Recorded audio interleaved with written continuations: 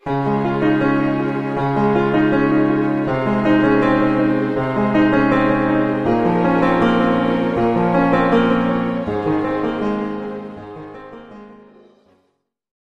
morning! It's 5:20. Say good morning. Hey! Say hi to them, baby. Good morning po.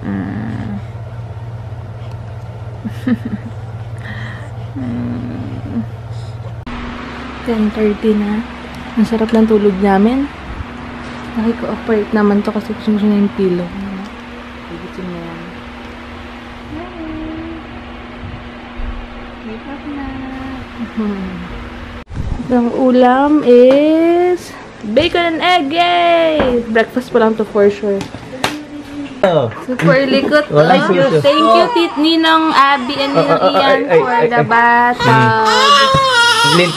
Yung buhok niya tumatayo-tayo na. Pinaliguan namin. Thanks, Tita Connie, sa onesies ni Hugo. Grabe, nakaligo rin sa wakas. Alam nyo ba, yung ganun pala yun. Akala ko pag in-injectionan. Yung injection lang, siguro ang laki ng needle na ginamit sa anesthesia. Hindi ko kasi nakita eh. Akala ko keloid. Nagpanik ako. Sabi ko, may keloid ako sa likod, sa lower back. Tapos kanina, kagabi, okay ng madaling araw, kinamot, parang nakamot ko siya. Tapos parang ay nagtubig, sorry sa kumakain, or ano mo na, skip nyo na lang kung madirihin kayo, pero kwento ko lang. Pagkamot ko, parang may nagtubig, sabi ko, Jill, patingin nga, tapos nagsugat siya. Tapos pinaligan ko agad ng betadine, tapos pinatakpan ko. Ganun pala yung mga ganyan siguro. Ganyan, sugat lang pala siya. So, akala ko nag-keloid. Sabi ko kasi kay mama, OA mo, keloid, di naman keloid din, sugat lang pala. Ngayon, mahapdi-hapdi kasi parang nagbabalat-balat sa sugat. Ayun. Magpa-pump. Siguro baka kailangan ko mag-pump. Ang tigas ng boobs ko. Tapos parang kumikirot-kirot siya. Sobrang dami siguro supply. Kasi Hugo tulog pa. Or ewan ko kung ano ba. Pero kumikirot-kirot yung boobs ko. Tapos matigas-tigas siya. So, check ko lang, observe ko. Tapos, ayun, ang tawag doon, si mama na naglilis ng sugat ko ngayon dahil si Heinz may kailangan gawin na ipapasa sa work kasi sa kanya nakasalala yung sweldo ng mga team niya. So, biglaan, late niya na nabasa yung email. So, bigla punta siya sa computer shop. Buti lang dala niya yung USB na yung mga files niya. Kasi sinabihan ko siya before na yung mga importanteng files ilagay niya na sa ano niya, sa USB niya. Para pag may in case na kailangan sa work kasi hindi ko alam, hindi pa namin alam kung kailangan ako manganak doon, diba? So, ngayon, buti nakinig. Ngayon, gumagawa siya ng timekeeping. Papasa niya na yun. Dapat 12 o'clock na late siya. Ayun. So, ako, kasi mama muna naglinis ng sugat ko. Yung buhok ko, siguro mga after 3 months pa ako makapagpaayos ng buhok. Magpapakolor ako, tsaka siguro ewan ko kung magpapagupit ba ako, hindi ko pa alam, bahala na. Ang behave niya talaga dahil sa unan, malaking tulong. Ang cute ng damit niya. Tuwan-tuwa talaga ako. Sige guys, mamaya na lang ulit magpapatulong ako ng hair. Ganyan siya, ganyan siya matulog, napakalikot. Diba? Hindi mo na kailangan alalayan yung ulo niya, siya nakusa, siya nakusa nagpapantay. So cute. So si Heinz, oops. Ang sakit pag tumatawa ako. Pipicture daw ni Heinz. Saan daw kamukha ng lolo niya, ni Daddy.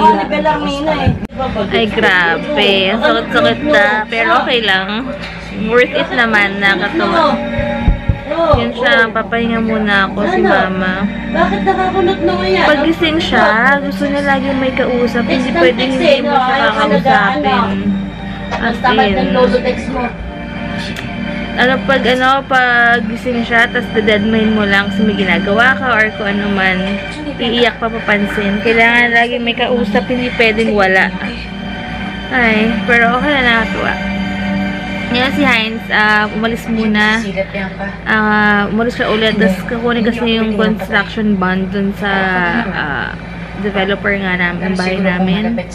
Ayun, tapos mag-aasikaso siya na naman asap ng birth certificate ni Hugo kasi papapirmahan doon kay doktora, tapos pagkapirma kay doktora, dadalhin sa hospital. And then, yun, para ma-process na, para avail na din kami ng healthcare ni Hugo kasi for ilang check-up muna, nagbabayad muna kami sa doctor. Tapos, after nun, pag naayos na health card, kasi kailangan ng birth cert ni Hugo, libre na siya sa check-up. Kaya malaking kabawasan. Pero ngayon, ano muna, bayad-bayad muna kami ng doctor niya. Eh, pero okay lang yan talaga. And gusto ko sana magbabigay siya ng vitamins sa check-up niya. Tsura ko yung hair ko, hindi ko pa alam kung pero sabi ko, antay ko na lang mag 3 months, sabi ko yata, diba? 3 months muna, kasi ano pa siya, newborn pa, diba? So, antay-antay lang. See guys, apay nga muna ako. Sakit na ng mga braso ko, nangangalay, likod, ganyan. So, ano yung pula niya? May pantalan naman siya. Hindi, ano. Baby.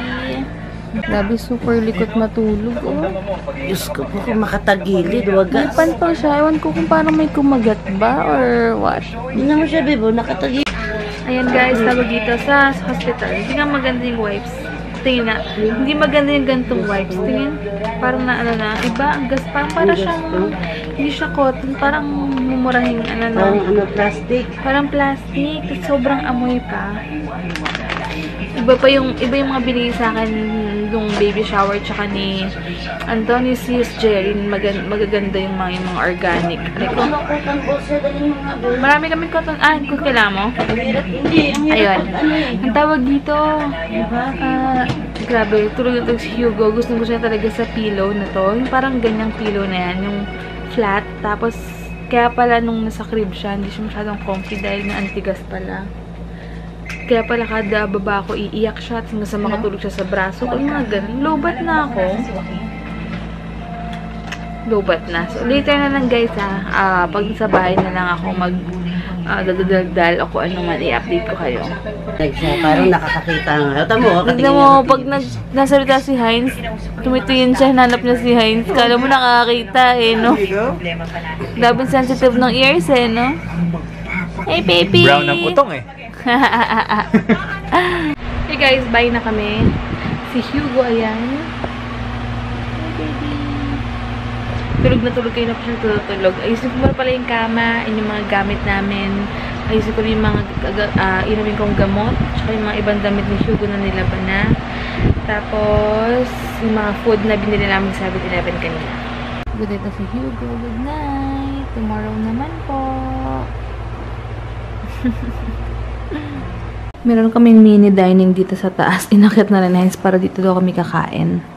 Meron kaming gardenia and cheese whiz. And meron akong Milo. Hindi kasi ako nakapagsabaw. Hindi nakapagsabaw si mama. So, may nagsuggest sa akin na maganda Milo daw pag wala kang sabaw na in-intake ngayon. Ayan. And super thank you so much, Beb Jaja. Super, useful sa akin. Tinitipid ko siya. Dahil alam mo na, medyo pricey siya dahil branded and yung Pidion din medyo pricey rin So, kung may ma-advise kayo or kasi tinatamad ako mag-cut ng, ang tawag dyan, mag-cut ng Bimpo ba yun or something. Pero ito napaka-useful talaga. Thank you so much. At dito na rin pala yung U-pillow ko kasi pa nagpapa-breast feeding ako. Ayan. Diyan. Kasi naka-relax yung back ko. Hugo, oh. Night, night.